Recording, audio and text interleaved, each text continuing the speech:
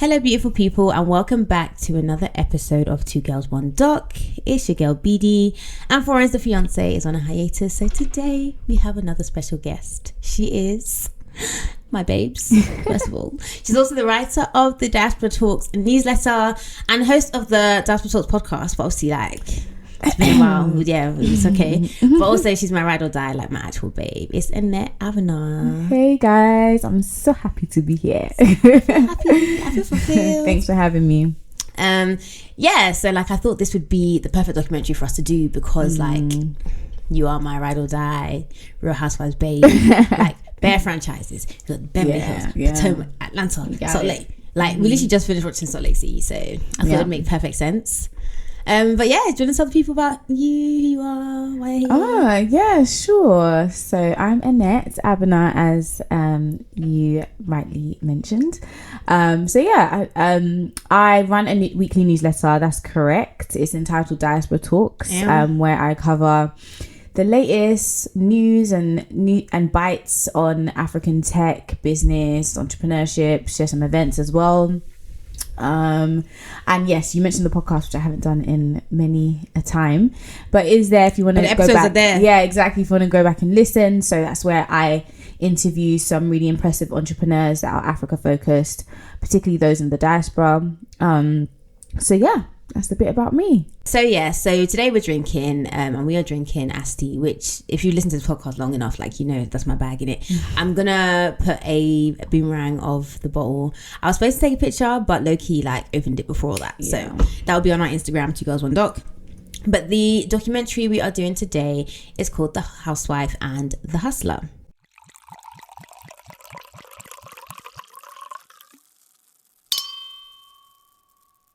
And it's a documentary on Hulu, yeah? And it's about Erika, Jayne, and Tom Girardi. And if you are fellow housewives, babes, we literally saw this play out in real life, in real time, right? And so this documentary opens up with this clip of Erika Jayne. She's doing an interview. And during the interview, they ask her, could you live without the amount of money that you have now? And she's basically saying, yeah, I could, but I wouldn't want to. Mm-hmm. Which, I get. If you have anyone money, would answer that the same way. You wouldn't want to live without it, and it's that's a seemingly innocent comment, obviously, until we get into what we get into. Yeah. So during this documentary, we meet a lot of talking heads and some other housewives from different franchises. Well, one housewife, I think. Well, two technically. Okay, and we're gonna get there because I thought I was losing my mind. Yeah, we'll get there. So there's Heather McDonald. Was she a housewife? She was. Yeah, she was. She wasn't a housewife. She was a friend of the show. Okay. She was the one back in season 2 where she was my sunglasses there. No, that's Dana. So who's Heather? That's Dana. Heather, they say that she's a stand-up comedian, but she looks Heather wasn't. She looks like I can't remember the woman's name, and I can't even remember what franchise she was on, but she looks like one of the women who was a housewife. No, she wasn't a housewife, but I have seen her multiple times around. Yeah, she just gives housewife vibe anyway. Yeah, she seems very messy, but yeah. And then the second one was Danielle Stubb. Yes, exactly. She was there. Yeah, mm-hmm. She was. You don't watch New Jersey? No, but I know that she's from there. Yes, yeah, and she's very thirsty. Yeah, honestly, she's the thirstiest housewife I've ever encountered. But we'll get that. They make good TV. Yeah. So Heather tells us how she invited Erika Jayne to do her podcast, and her podcast was not visual. It wasn't filmed. It was audio only. But Erika arrives in full glam with a hair person, a makeup person, her whole glam squad, right? And so Heather is you're probably paying $2K for people to have you looking good, but you don't need to look good because it's not a visual medium. So it's just kind of what this documentary is doing at this time is setting the scene to kind of be okay, is this frivolous spending? Is it innocent? Is it just the lifestyle that they all live? But you're kind of looking at Erika a bit sideways, interesting. So next we see Danielle, as Annette said, from New Jersey, and she is basically saying that she's comfortable in her skin, and then she says, and I liked that even though she really can't hold a tune, she sang. Which you could just say she can't sing. She can't sing, but the housewives, the shade is so we love. Mm-hmm. So she has a whole Erika has this whole singing career. We'll get into it later on, but she basically wants to be a singer.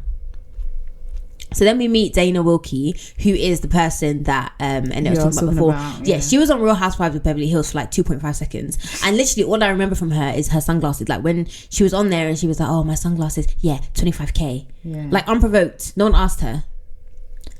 So she's basically here to say like how much of a power couple Erika and Tom were. Like Erika's attractive, she's hot, and she's young. She basically is just like what a white person would find attractive, basically. Just typical like blonde, I think blue eyes, bombshell. Yeah, blonde bombshell. Like she's tall, she dresses nice. Like she's just a typical like Love Island to do really well on Love Island kind of thing. Yeah. And Tom is old, but he's a celebrity lawyer, so that's what he brings to the table. Yeah. And the good thing about Tom at this time is that he fights for the little guy. Like they're just this amazing couple, and Tom's like, you know, old, but he's really successful, and Erika's like young, but she's really hot, so kind of everyone's winning basically in the thing. So she's his third wife or something. Oh, is it? Well, I mean, I wouldn't be surprised if she wasn't his first, but I didn't know what number she was in second or third. I can't recall, but yeah. So we get into Tom, and there's just a bunch of talking heads just describing him. Tom Girardi was LA Law. He is Mr. Lawyer, a superstar, an icon, a badass trial lawyer. He's basically that guy. He's well respected in the industry. He's been around for a long time. Like everyone's like, basically, it's like building him up to tear him down. Like that's what this documentary is. So like he has a great reputation. And then we get this talking head, Chris Darden, and he's like, oh, you know, if you wanted to settle a case for a lot of money, you would go to Tom Girardi's law firm, which was called Girardi Keys, and they were known for getting like really good settlements, and they would represent normal people. So like whenever big companies would like basically like fuck over like young or negligent, exactly, he would get like money for them, like lots of money.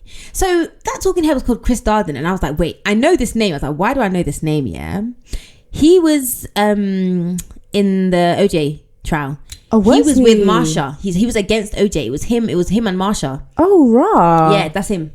Oh, yeah, okay, that's him. I was like, no, I'm sure I know this name, Chris Darden, because I think Randall played him in the thing with the round glasses.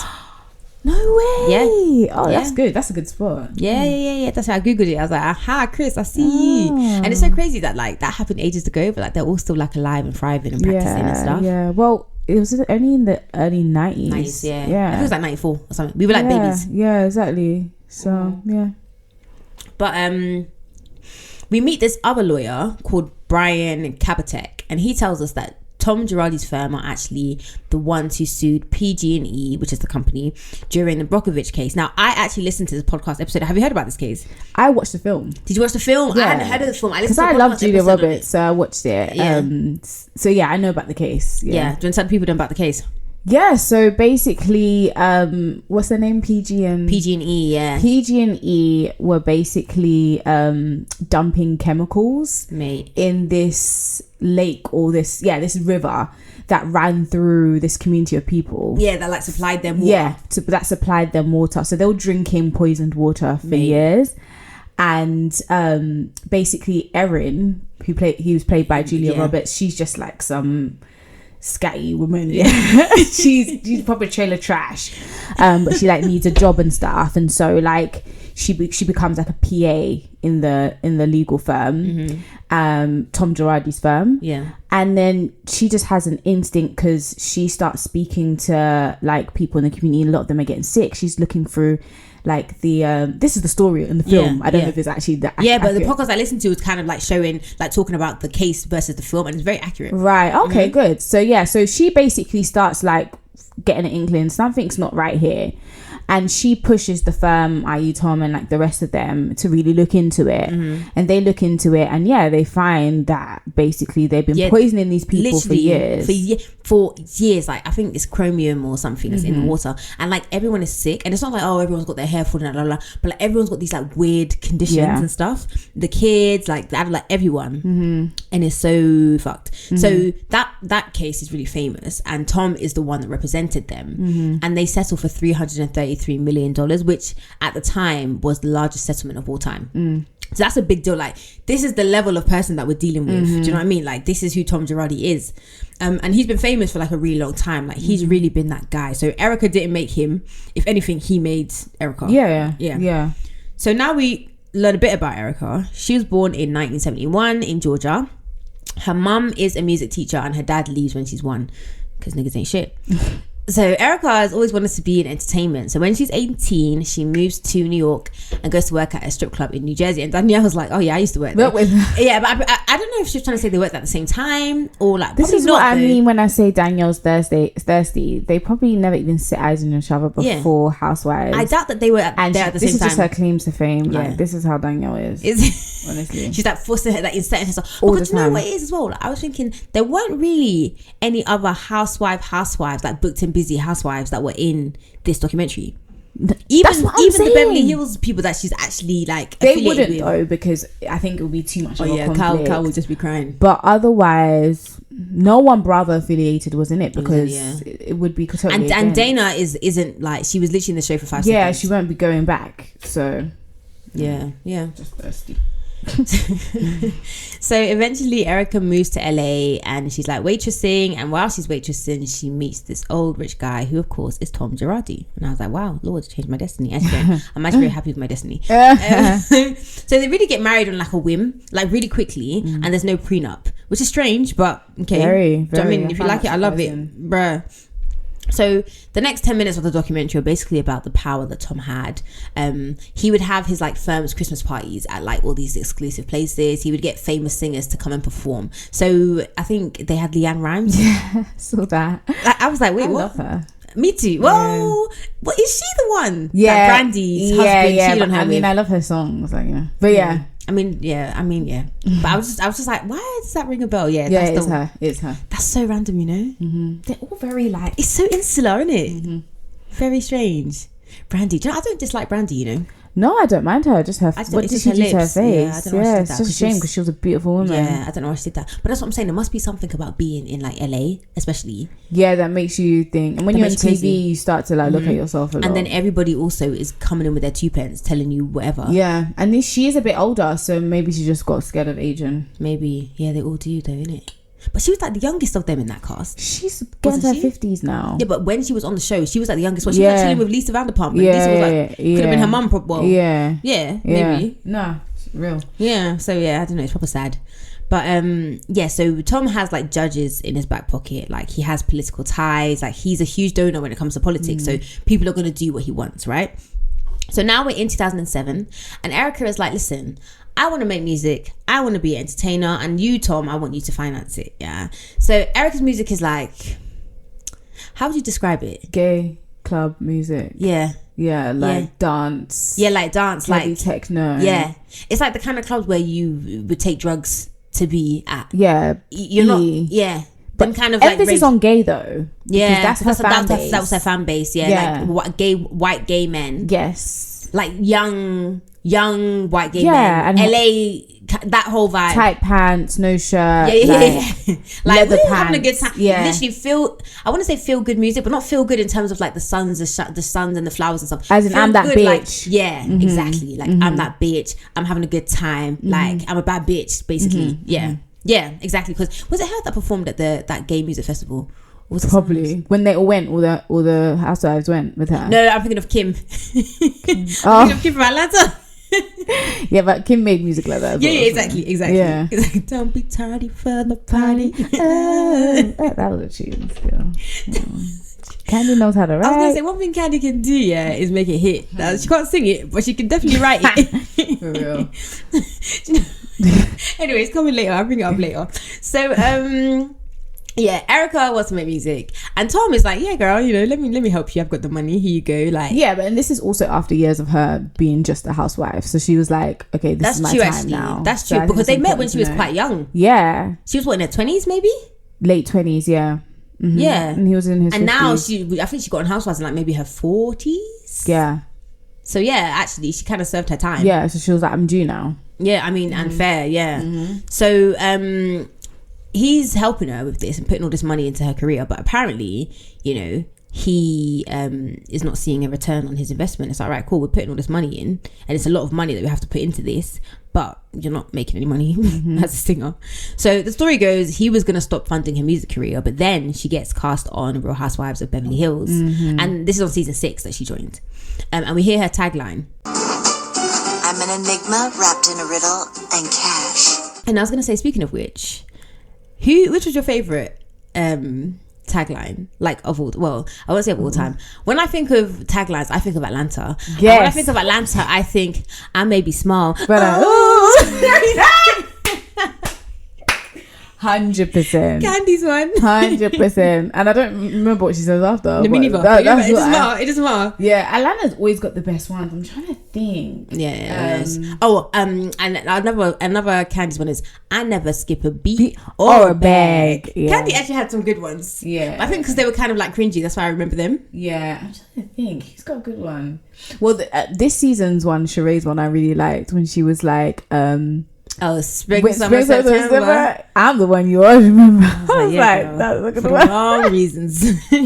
And then Marlo's when she was like, I think like I've always had the sauce. Yeah, the juice. The juice. She's like, yeah. But now I got the peach. All right, okay, girl. Okay, girl. Yeah, Atlanta's definitely got the best ones for sure. Yeah, 100%. The Potomac ones. I don't know why they took them so long. They took them so long to bring them into this new season, and also they're not giving. So I was just kind of like, yeah, low key, I did like Mia's one though because she's actually a mad woman. What was Mia's one? It was like I may not remember or something. What was it like?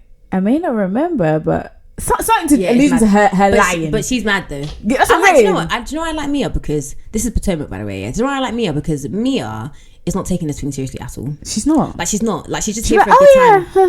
She's just here for a good time, and you can see it. And I love that for her. And honestly, if people insult her, she's just like, she doesn't care. It's not serious. It's not serious. Like I'm just here. Like, yeah, and she's very self-aware. Yeah. I mean, I'm here for it. But yeah, so I was really looking forward to that bit because I was like, I may be small. Literally. And you can see it in the booth like, like proper like effort. Candy. And nothing's coming out. It's not giving legs and hips and body. dun, dun, dun, dun.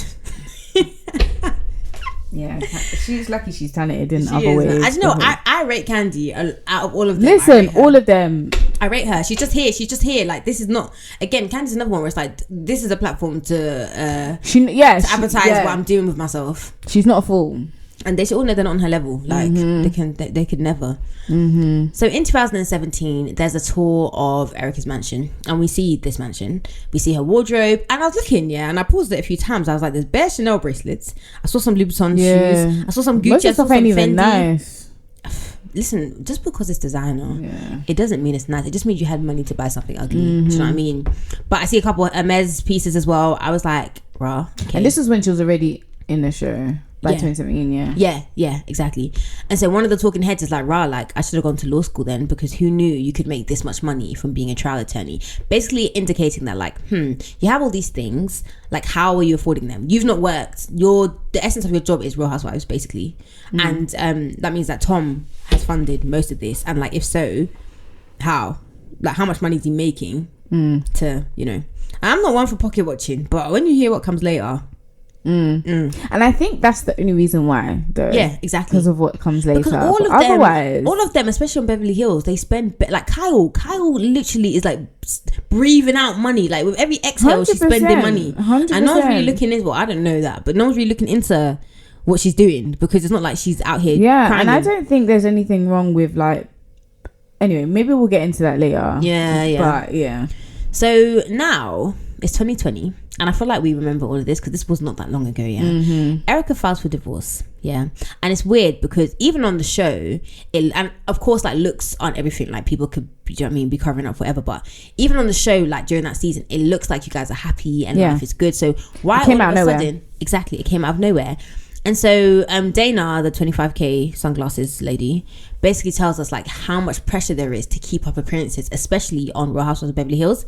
I mean, she says especially, but it's kind of like you were only on one season, so like what do you have to compare it with? But okay. It's all about image, do you know what I mean? And like there's another talking head, Kelly, and she sums it up pretty well. She's like, it's all about keeping up with the Joneses, or in this case, the Leaks, or the Candys, or the Kenyas, or the Teresas, or the Vickies, or the Tamras. It's all about keeping up with the Joneses or the Leakses or the Candys. And it's true, like everything is amplified because you're on television. So she's basically saying like if you would have had a party that cost you $10,000 which is already a mad number to me, but because it's on TV, you're like, actually let's spend 100,000 because like it needs to look good. I don't want people chatting shit about me. And so Chris is another talking head, and he says a lot of good things. Actually, you can tell that he's really about the reality TV. He's like, it's really strange because there's this duality where, like, on one hand their lives are aspirational because it's like, wow, like, look at everything they have, like, how amazing. But on the other hand, you can see that, like, even though they have all this stuff, their lives aren't great. Like, they're not perfect, right? So it's kind of like proving that even though you have all this stuff, it doesn't mean that you're gonna have a good or a perfect life, right? And he also goes into the whole, like, housewives with legal issues. Yes, like, I love this part. Same. So then Teresa Giudice, right? Yeah. Who was, I think, like, the criminalist. Like, she put it on the map. Not she put it on the map. Like, we're not glorifying being a criminal, but yeah, it was unprecedented. And then even the lead up, the going away, the coming back. Even now, she just got married again. It was iconic. I'm not gonna lie. Like, it's just like, wow, girl. Like, wow. Like, you're really set for life. Yeah. And then Luann, Countess, even though she tries to act like she's above and above, she's been arrested. She's had a problem with the law. And then obviously Jen Shah. That one's different level, is though. Jen Shah guilty? What do you think? 100%. 100% she's guilty as well. The only thing I have doubt with is, like, whether or how much Coach Shah knew. Coach Shah knew as well, though. But did he know everything? It doesn't matter how much he knew. I think at the very least, because does it matter if he knew, if he suspected? Because maybe he didn't know. Because the thing is, the way he's moving, I'm sorry, you're supposed to support your wife, blah blah blah, and vice versa. But the way he's moving as if she stole chocolate from the corner shop. Like, but then what's he gonna do? Do you know what I mean, like, deny her on TV? I mean, it happens. Like, I think he's not even disgruntled. Like, if somebody is completely blindsided, like, imagine you're blindsided by your partner, you wouldn't do the show. You would do the show. You'd be like, I don't know who this person is. I don't know, man.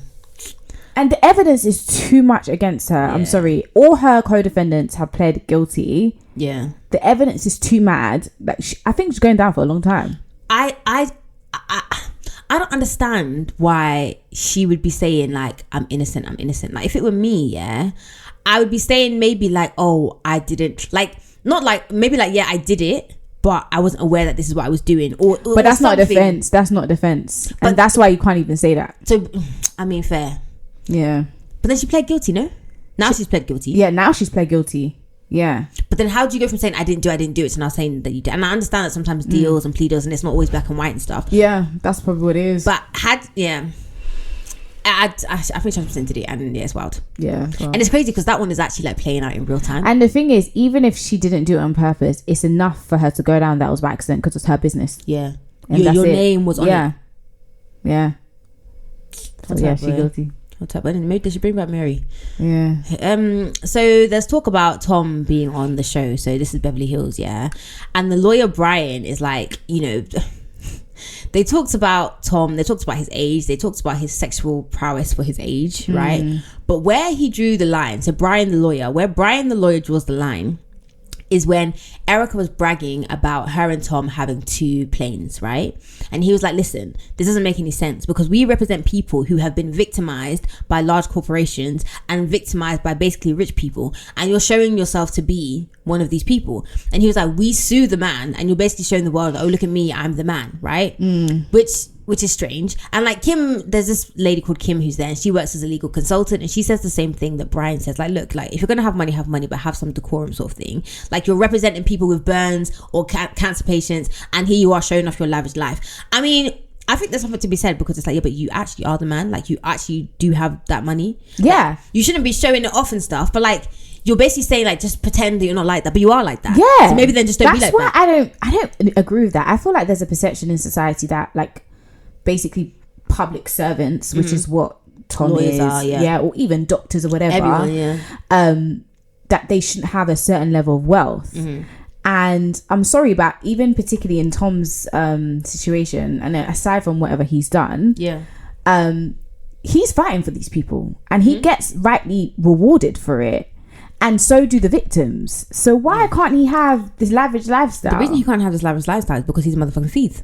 Oh yeah, that's what I'm saying. In the context of what we know now. Yeah, in the context of, spoiler alert, in the context of what we know, Brian is absolutely right to say, mate, you're taking the piss, Yeah. But I agree with you in that, like, I do my job, like, I do my job, So and let me live. So, and he probably works really hard for it. So like, let me live. Like, let me. Because it's kind of like, you know, this conversation we have like in the UK where it's like, oh, nurses should be earning more, whatever. Oh, footballers earn more, whatever, blah, blah, blah. And I know it's different because the NHS is public, whatever. But like, on one side we say, people deserve more money, but when they make more money, we don't like it. Yeah, but this country's miserable. Yeah, it's miserable. It's like you can make this much money, but not too much. Not too much. Be humble. And it's like, be humble. Don't enjoy it. Yeah. It's like even when you're like confident within yourself. Like if someone tells you look nice and you say, "Oh, I know, thank you so much." Like, yeah, I do. I look good. Yeah. Oh, now they want to take their compliment back because it's like, oh, you're so up yourself. No, Yeah. I just know that I'm agreeing with you. We're agreeing that I look so good. I didn't. Yeah, obviously in the context of what we know, he's obviously taking a piss. And but no, I agree with you. But yeah, I just don't. You work hard for your money, spend your money. Generally, I don't agree with that. But I mean, sometimes it's excessive though. 2 private jets, like what? Why? That's what rich people do. Why are we discussing that? That's what rich people do. And also, it's because she's on this show. Yes. Like, and again, keeping up with the Joneses. Again, like you have to, because even Dana, my sunglasses 25k. Nobody asked you, but this is just the way that you feel you have to be around this like sort of environment and stuff. Very, very strange. So now we meet Joe Rigomez, and he's a survivor. I didn't see the documentary going this way. Like I didn't know that I didn't either. This kind of took me by surprise. I was kind of like, I thought it was just going to be some like fun, haha, kiki, haha. Yeah, same. But then it got really serious. Yeah, it got really serious. So Joe is a survivor, right? And so at this point, we know that, you know, he meets Tom after waking up from being in a coma. So now you know he was in a coma. You're thinking, what the fuck happened, yeah? And then we hear about what happened. So him and his girlfriend are at home on the sofa watching telly. All of a sudden, the ground starts to shake. And it's really, really loud all of a sudden, yeah? And then like 3 seconds later, there's like a massive explosion, right? Crazy. Turns out there's been a gas leak from one of the pipes that's like running underneath the house. And he manages to escape. Like he runs out of the house, but then he passes out. And so when he wakes up, he's like in the hospital. He has burns over 90% of his body. Yeah. The doctor, there's a doctor who kind of talks to us about this, and he says it's like he was burned in an oven because he has like external and internal burns. Oof. Because the air that he was inhaling was burning his so like you're burning from the outside, you're burning from the inside. Like that is just terrifying.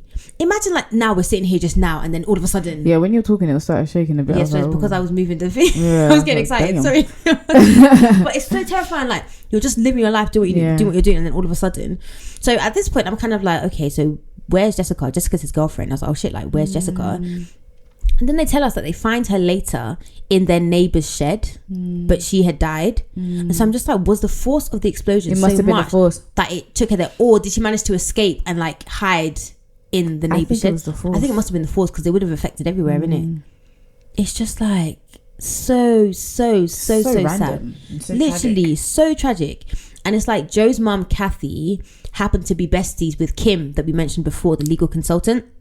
And so Kim ends up working for Tom. She doesn't at the time, but she ends up working for Tom. Now Kim and Kathy, it's so funny because like Kim and Kathy are both names in I know, I was about to say, wait, Real Housewives of Beverly Hills. And their sisters. Yeah. And these two are basically like sisters. Like they met when they were 3. They were pregnant at the same time. So Kim has a son, I think his name is Paul. And then Kathy has Joe at the same time. So they're the same age, right? And so Kim is like, oh, do you know what? Like, I'm going to get this Tom Girardi guy to be a lawyer because PG&E, he's taking them on. Yeah. And again, it was PG&E again in this situation. I was like, nah, PG&E, like, bro, what are you playing all at? These big corps. What are you actually playing at? Like, how are you still... And this is what I'm saying. Even when they do all these settlements, they're still able to just... Yeah, them, exactly. And then they're still able to continue. And then now you've poisoned this city. You've blown up this city. Like, what? What are you playing at? It turns out that there was a fault with the pipe which caused the explosion. So really it's negligence, on the part of PG&E. And Tom settles the case and he gets a good amount for Joe. We don't hear what that amount is at this time, and Brian, the lawyer, kind of explains how, like, what happens to the money after it's settled during a trial. After a trial, or it can be just a settlement, your money goes into your trust account. Those funds need to be held in that trust account separate and apart from the law firm. Now, at that point in time, you're entitled to your legal fees, but the rest of the money belongs to the client. You're not allowed to touch that money. It's not your money. So all the money basically goes to the clients minus any legal fees. That's how it's supposed to go, right? And they do this really good animation in the documentary which explains it. And if you as a lawyer dip into the client funds, that is punishable by disbarment. Like, you lose your job, you can't be a lawyer, like, it's peak. Yeah, so that's a big deal. Like, you don't do that. And Brian the lawyer is basically like, listen, like, that's the worst thing you can do. Like, give the clients their money, you take your money. Exactly. So you can see where this is going. And separate it. So we hear from Joe's mom, Kathy, that Girardi Keys told them it would take 3 months to get the funds from PG&E, and then he suggests taking the millions that they got from their settlement and investing it, and he guarantees them 6% interest. And like, I'm just kind of like, bro, like, just run me my money. Do you know what I mean? Run me my money, because what's 6% to like millions, and I'm suffering. Because he needed the money for his treatments and everything, because he needs it for the rest of his life. Exactly. And this is the thing, like, deep it, yeah, Joe has been burned in 90% of the body. Like, Joe is not living the life that Joe was living before anymore. So he needs this money, and in that America, like, he's had bare surgeries, he still needs surgeries. Like, he needs that money to pay things off. It's not like, oh, this was a bit inconvenient, here's millions of dollars just so you can, you know, go to therapy, or like your mind can be at ease. No, this is literally money I need right now, and I have to adjust my way of living. Maybe now I need to sort of like adjust my home accessibility, all that kind of stuff. Like, I need that money. And I kind of get the interest things. Like, you're thinking, okay, you've given me this much money, if I invest it, I can get this much money, and then I have more to use for myself. Do you know what I mean? In terms of like my healthcare and stuff. But it's also just kind of like, bro, like, you're my lawyer, not my financial advisor. Why am I taking financial advice from my lawyer? But Tom did say, like, he's seen it before when young people get this amount of money, they just squander it. So he advised them, you know, put it in some sort of trust or something and invest it, and he'll get it bit by bit, blah blah blah. So like, I mean, it's a reasonable suggestion. But with all due respect, like, that's not your business. Like, at the end of the day, like, it's not your business anymore. Like, but they didn't have to accept it. Exactly. But then also, it's like, it's Tom Girardi. Do you know what I mean? Exactly. We spent this whole documentary learning about how amazing he was and his reputation. So he must know best. Who am I to say no? Do you know what I mean? So he never sends them any statements in terms of like, oh, every month here's a return on your investment or whatever. And Joe is also not getting the payments that he's supposed to. He tries to call Tom and he never really gets a straight answer, right? And this is weird because, like we've said, just give me my money. Like, you've done your job. Okay, move on to your next case, bro. Like, why are you still holding on to my money? Also, we hear these like voicemails that Tom sends to clients, and he's so fucking creepy. Like, he's so creepy. I'll try and play some. Well, I think Tom Girardi, we're doing good on this thing, getting things squared away and shit. Don't be mean to me. Be nice to me. I'm doing good. It was because of me that we got this, by the way. Anyway, I'm doing some hospital testing the next 2 days, but I'll be in touch. Don't worry about everything. We're friends. Things are going to work out good. Goodbye. So next we meet Josie Hernandez. So this is a different case. Her lower third is former client. So when you see former client, you already know it's about to be some shit. Yeah. So her story is that she was looking for a doctor. She had 3 kids, and after having these kids, she has issues with incontinence, which again, so many things just remind me that like, wow, do you really I had to Google that. Children? Yeah, of course. I was like, what's that? And I was like, oh damn, your bladder is just not working. Like, there's so many things that can go wrong with your body just because you had a kid. It's so scary. That they didn't tell you about. It's so scary. Permanently. Oh my god. Yeah. Yeah. So her doctor does this procedure, basically trying to fix the fact that she keeps peeing on herself and doesn't work, and it leaves her feeling sick. So she goes back to the doctor and she's like, bro, didn't work. So he's like, okay, do you know what, cool, we're gonna do this other thing. Tries to fix it, but it just gets worse. So Josie goes to file a lawsuit against the manufacturer of, so basically the doctor did some implant thing that didn't work, so she sues the manufacturer of the implant, right? Anyway, the case gets settled for $135,000, right? And it's Girardi Keys, it's Tom who represents her. So you think, oh my god, amazing, you've got $135K, like you can get the treatment that you really need. But she tells us that while she was there, the attorneys kept leaving, so like her case kept changing hands, and she was just thinking like, this is weird, like strange, right? And you know, when a company has a high turnover rate, like it's a red flag, because why is no one happy? Why is everyone leaving? But she's still waiting to get her money. She still doesn't have her money, right? Today, like as to the day of the documentary, she ain't got none, bruh. So now we're back to Erika Jayne, and having heard everything that we've now heard, having like seen actual victims of tragedies who went to Tom Girardi for money that they were duly owed and never ended up getting, you now go back to Erika Jayne and see, these 2 private jets that you have, this Chanel, this Gucci, do you know what I mean? So it's like, is nothing inherently wrong with you having money and spending it? You know, it's expensive to be nothing wrong with that, but like now you're looking at you're taking from these victims, like it's theft. It really put things in context for me, especially when you look back when at you like, watch the show scenes and the episodes where she talks about alleged victims, or she talks about, oh, what about me? And it's like, that is really even bad. up to this season that just wrapped. That was even the worst of it. Oh, I don't care about, what about me? I don't care about, I was thinking, Erika, like, because even at the time you think, oh, you're a bit mad, but then when you see Joe and you see Josie and you hear about that's Jessica, facts. Like, it's you facts. think, bro, like these things happened. And it's not like we're saying like, oh, you know, it's not like you're PG&E and you don't want to give them the money. Fam, the money the courts have said, listen, this money is for you. And then Tom's gone, where is it? Oh, actually, I have a bit of that. What? Exactly. And then you're taking your bit of what's not yours and you're flaunting it. And we're supposed to say, oh, where is Erika? Oh, you don't have to give back the 750,000 because literally, earrings. what's her name? The lady. What was her name? Josie. Josie Hernandez. She was owed what, 135k. How much was Erika's earrings in the show? 750,000. Brother, this is it. So she could literally sell the earrings and it'll be 7 times over or something. And that's the point. It's mad. I'm so happy that the season is over when I watch this, you know, because I would just be, anyway, the season will come again and I'll be looking at Erika sideways, even more sideways than I was looking at her before. So speaking of the victims, we get back to Joe real quick. And Joe, I don't know if you mentioned, he's a young babe. Like he can't be more than like 20. He's no more than like 30. And so he has a lifetime of medical bills and issues to deal with. And obviously the money would have helped him with that. And it's been a year, right? And they still haven't gotten their settlement money. And then I think he got a bit of it at the beginning and then it just stopped. He didn't get any for ages. And then they started to give him a little bit.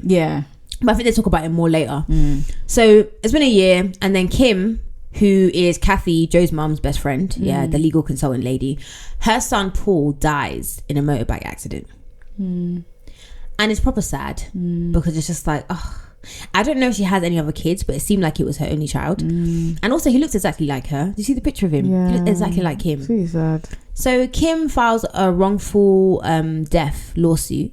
And so she kind of wants to go to a different attorney because she's seen what's happened with Kathy and Joe. Wait, I don't get that. Who does she file against? I don't know. I don't understand that. I don't know because they didn't get into the details of the accident or what happened, but it must have been that like someone was at fault, like something could have prevented it from happening, because that's when they filed these things, isn't it? Like, of course. If this didn't happen, then so but they didn't get into detail about that, so I'm not sure. Okay. But she wants to go to somewhere else because Joe and Kathy haven't got their money yet. So she's like, why the fuck would I go to Tom Girardi when you guys haven't paid, even though you won?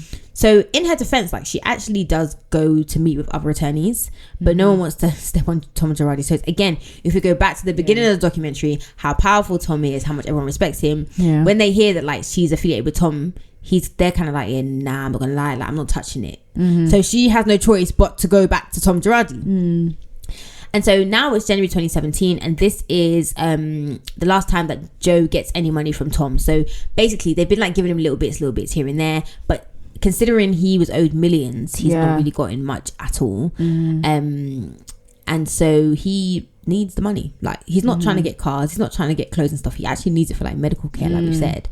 And Tom has everyone in his pocket. Kathy and I would joke, like, because I was like, who are we going to call? Like, we can't call the DA, that's Tom's friends. We can't go to the chief of police, that's Tom's friend. You can't go to the California Attorney General, that's Tom's friend. You can't go to the California Bar, that's Tom's friends. Like, who are we going to call? Like, Ghostbusters? We can't go to the police, the California Bar, like that's Tom's friend. Like Kim is literally like, this person, that's Tom's friend. This person, that's Tom's friend. This person, that's like, who are we going to call? Like, who are we actually going to call? Who can even help them?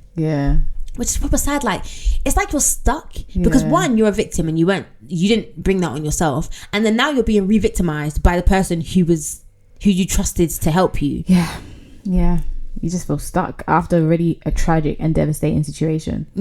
Exactly. You can't even get out of it. So the rumor mill is going crazy with Girardi, basically saying, you know, he's not got much money left and there's bare lawsuits against him. And Erika's always like, oh, it's legal, I can't talk about it. Even at the reunion, yeah, they ask her questions. Oh, we're on appeal for legal reasons. We're on appeal for legal reasons. I'm just like, Erika, man, I remember like before this exploded, there was like a small legal issue that Tom had. And the way she downplayed it, she was like something like, oh yeah, you know, it was just a misunderstanding and we've paid or something. And I just remember thinking, yeah, that makes sense. Yeah. Like it's sorted. Yeah, duh. Why would a lawyer not... Exactly. Why would a lawyer like risk legal trouble? Yeah. It must just be a misunderstanding because she's on the show. People just try out to get them. Boy. Listen, wild. So Josie Hernandez, she files a complaint with the bar. Bad bitch, I'm the bar. Because she hasn't received her money, right? And so she finds out, do you know what? This bit actually pissed me off. Because I was like, bro, you even try to cover your tracks. So Josie finds out that Tom got her money in May 2020. This is not that long ago. May 2020. In August 2020, May, June, July, August. In August 2020, yeah, he's leaving her voicemail saying, oh, he's still waiting to get the money. Like, you know, blah, blah, blah. And I'm just like, but in May. And she blamed it. Does he blame it on this guy? Was it her? Yeah, he blames it on some random guy. But the thing is that even if someone in your law firm was skimming off the top or was being deceitful or was stealing from you, you're still on the hook for that. Because why don't you know what's going on in your firm? Law firm. Your name is literally on the door. Like, why don't you know what's going on in your firm? How can that happen under your nose?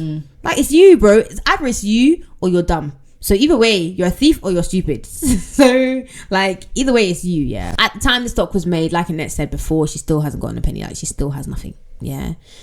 So we're back to 2020 now, where Erika files for divorce from Tom, and everyone is like, something's about to happen, because why else would she file, right? There's rumblings of like legal issues, financial issues, and he's taken out millions in loans and wasn't paying them back. This is what gets me about rich people. Yeah. People will give money to rich people. They will loan money to rich people. They will say, here, have this, have that. When you want to get a mortgage, it's I can't trust that you will pay back. But Tom has how do you get into millions and millions of dollars in debt? Yeah, how'd you do that? It's crazy. How'd you do that? But millions to them is like hundreds to us. Even hundreds of debt. Yeah, still. Do you know what? Anyway, so Joe Gomez sues Tom Girardi, and so he agrees to pay them 12 million. So I don't know if that's like more or less than what the settlement was, but like I presume probably a bit more. I don't know. So he makes the first 1 million payment, but then after that he just says fuck it, I guess, because he gets 1 million, that's it. And then the settlement gets turned into a judgment because the Gomez family take it to court. So now they can depose Tom because it's a criminal thing now, I reckon. And so they depose Tom, and we can see it, and he looks so old. Yeah, very frail. He looks frail. I'm surprised he's still about. I know. I kind of had to check to see, you know. But we would have heard it if he had. He's not gone yet, but like, he's holding on. But to what? It's actually mad. The guy's and by the way, did you see when he was younger? He was quite handsome. He was, but he always looked old, though. Don't you think? Yeah, but even that video, he was still a bit older. But what I'm saying is that was he born old? Like there was not even the youngest picture of him. He must have been at 50. Yeah, I think that was. And then he probably looks like bad for 50. But to be honest, I guess it took him a while to get like really famous or something. I don't know, but he was quite handsome back then. But yeah, he looks very old. Like he's about to break. Like yeah. Boy.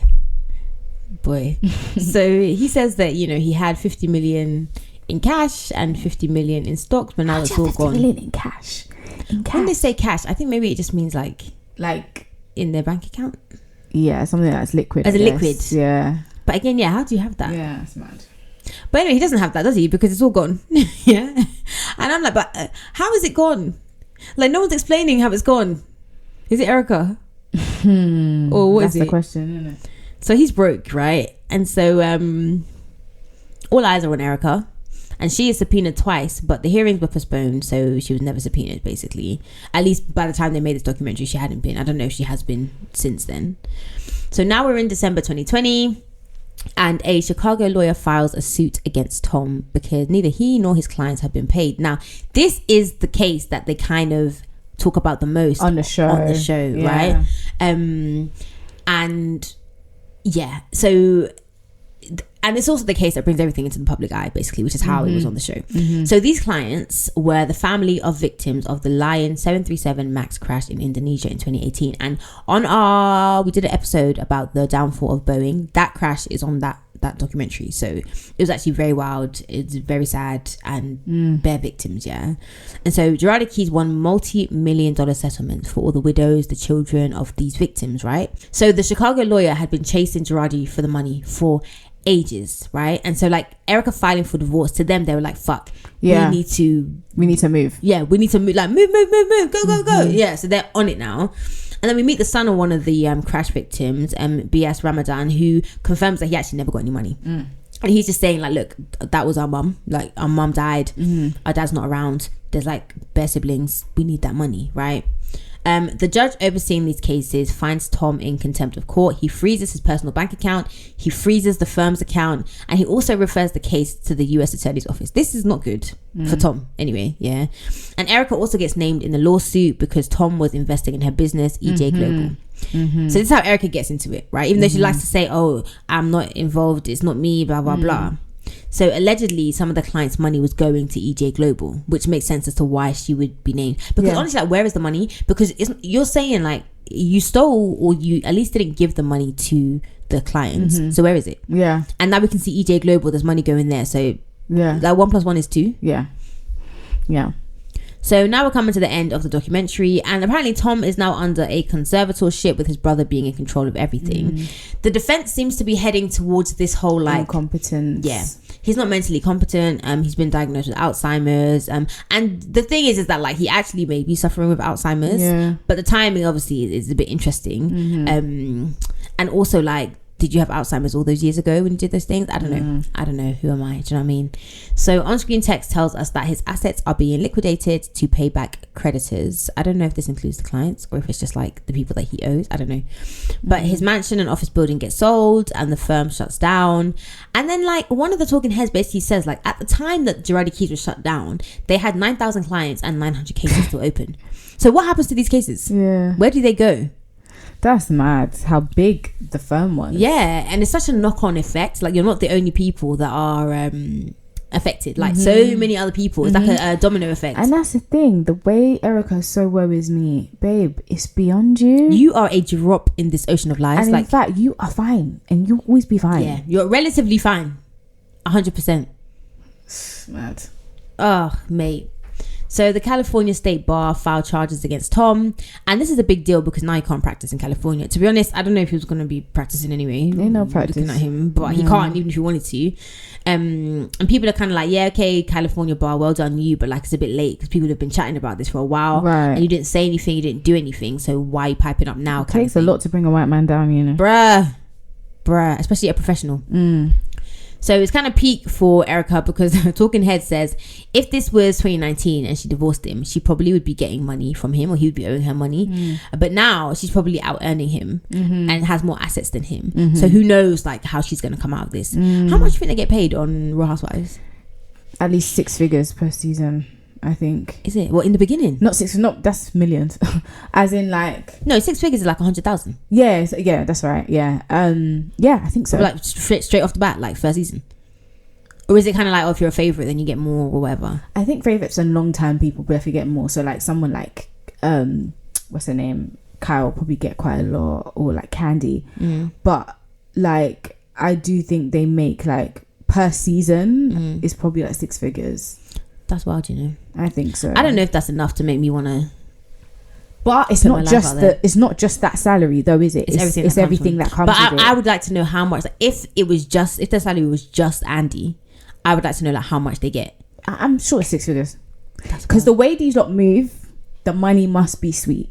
So how do you know that Jen can't afford all the things that she buys? How do you know that it's not her 100,000? Because she came with that. Remember, first. But a lot of them rent their shit though. Yeah, she was renting that car. And also her house, the barn, the snow barn or whatever. But she was renting all that shit. But yeah, I mean, Jen definitely did that shit. I'm not even taking up 100. But yeah, so it's still weird to me really that Erika does the show, because I'm just like, bro, like, I mean, but they all do this. Even Jayne, like they're just on. I'm like, babes, but bare evidence. I can't lie. I feel like they have to be, because what, on the show? Yeah. What, contractually?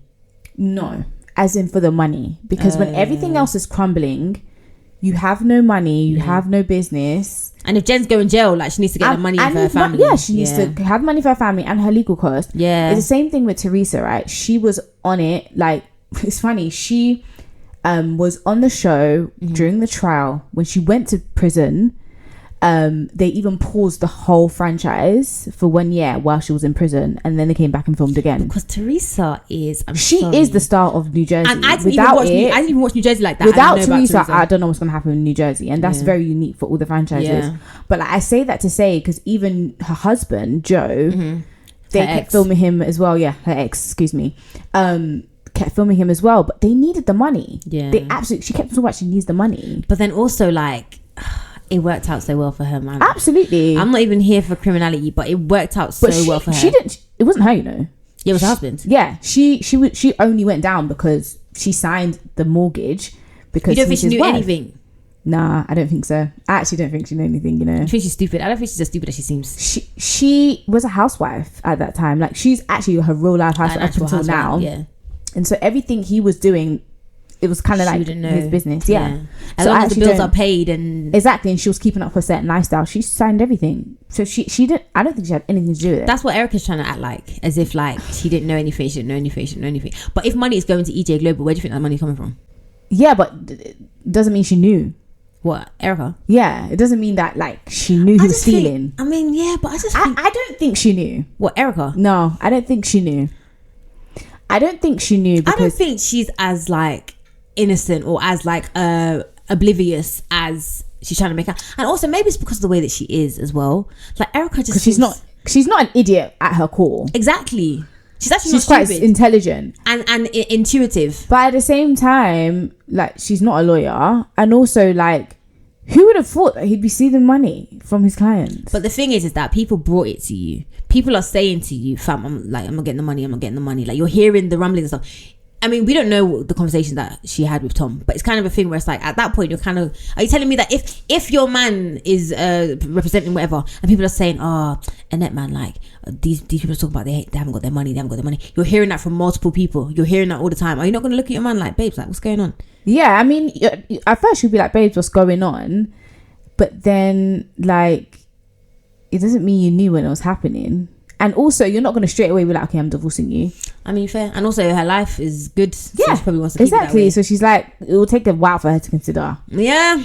But yeah, man, that's it. That's the documentary. I mean, it gave a really good insight into... Yeah, I think it was really good. Yeah, really good context. Yeah, that's literally it. It gave really good context. I enjoyed it. I'd recommend watching it. It's on Hulu. Yeah. And yeah. But yeah, now it's time for... The real crime, I think, was the beard. Our segment where we focus on something during the documentary that may not be criminal, but we definitely consider to be a crime. Have you got one? Do you want to go or do you want me to go? You can go first. So my crime was Tom. The fact that Tom is like 5'5". The fact that, like, he perpetually looks old even when he wasn't. Oh my god! And then the voicemails, like, it's just so creepy. Like, Tom was the crime for me. And all of this started and ended with him. So it's just, to me, Tom. Yeah, that's a good one. Mm-hmm. That's good. My one was Danielle Stubb. Like, she was the first talking head, didn't it? So when she came on, I literally jumped. I was like, what's this bitch doing here? Is she still on? No. Okay. Oh, that makes sense. Anymore. That makes sense. Why she's here? I say the babe is thirsty. Yeah. Like, she was like one of the originals on New Jersey. She was on it for like the first 2 seasons, and then she came back more recently. And thirsty. I bet you she'll do an Ultimate Girls Trip. Yeah, 100%. I bet you she'll do it. Yeah, she'll do anything for money. I'm telling you, she's a proper gold digger as well.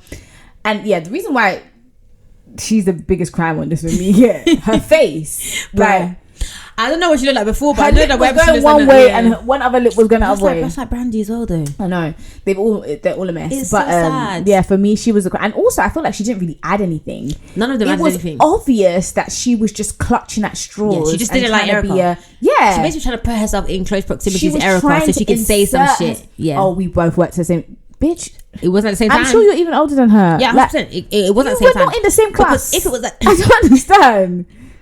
Like, if it was at the same time, she 100% would have said that. Exactly. So they weren't, and then it was like you're basically talking as if you like she's talking like you and I, like she's watching her TV. You don't know the bitch. Yeah. Like who gave you a seat? And that's why I even questioned this whole documentary. Yeah. Because it's like they were very much clutching at straws with people. Yeah. More so, less so the legal commentators. They were a bit more credible. They didn't need Dana and they didn't need Danielle. Even Heather. I was just kind of like... Low-key, I think Bravo said, if any of y'all jump on this documentary, you're done. Yeah. So they were clutching at straws and going but for I don't understand why the people who made this documentary needed them. They didn't need them. Because the real story of the documentary was like...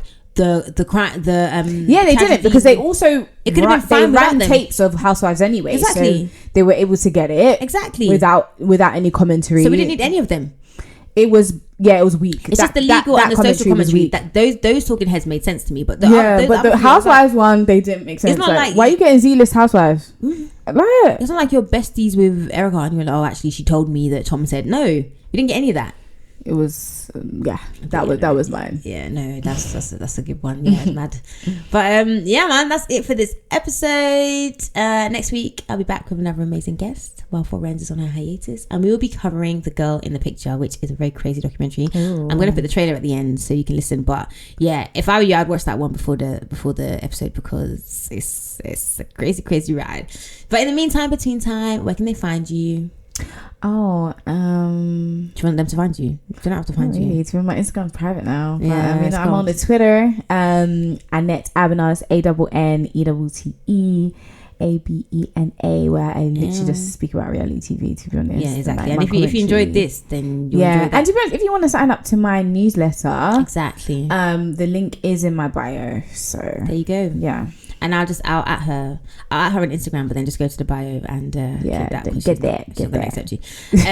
But yeah, you can find us as normal: Instagram, Twitter, YouTube, Facebook, 2 Girls 1 Doc, on TikTok, 2 Girls 1 Doc podcast, and obviously back here next week. So I'll play the trailer for you, and if you're still here, then just give us a 5-star review, because you're still here, so you must have liked it enough. Yeah. You know what I mean? And tell a friend, and yeah, that's it. Bye. In 2002, a friend sent me a photograph. It was a picture of a little girl, her father. The more you looked at the picture and the more you looked at her, you could see something was terribly wrong. The only person that knew her real identity was her father. Franklin Floyd had been a fugitive for almost 2 decades. He robbed a bank. He had a history of violence. He was an expert and concealed his identity. He had a daughter, Sharon Marshall. She wanted to go to Georgia Tech, be an aerospace engineer. I remember the phone call, and she said she was pregnant, but Daddy won't let me go to college now. We discovered that they changed their names. He took her around to strip clubs to make a living for him. There's a big question here. What happened to Sharon Marshall? As an investigative journalist, you try to get down to the truth. All this information, very simple to analyze, and we had a real problem. This is more than just a crime story. Who is this girl? She went by many names. We had a portrait of very different people. This beautiful young woman was trapped in evil. She was stuck and didn't know how to get out. What happened? And who the hell is she?